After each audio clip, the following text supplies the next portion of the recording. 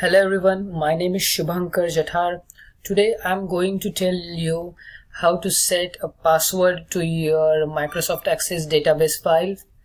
So for that you need to have a Microsoft Office Access installed in your computer. So I'll just search for Access, hit enter, and then I'll try to open the Coyote Product Database which I have in my computer. So I'll just browse for it.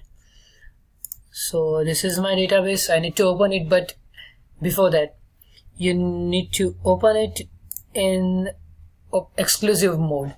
So this is the normal mode. If you open it, you won't be able to set the password.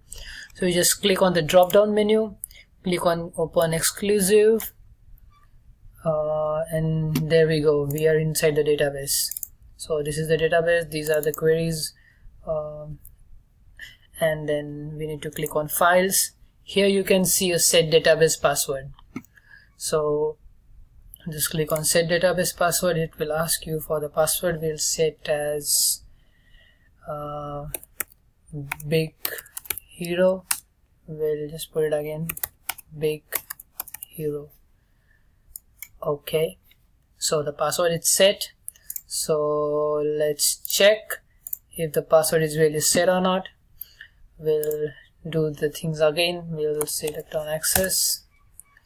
We will click on open file, browse for it in my downloads. Okay, so this is the database.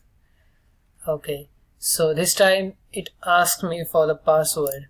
So I'll just click, I'll type big hero. Okay, yeah, so I can access the database right now. So this is pretty much easier. It's like, if you don't want anyone to see the database, or like it's a confidential information, you can just put a password. And if you want to get rid of it, just click on file, just select the unset database password. Oh, it won't allow me right now because like I need to open it in the exclusive mode.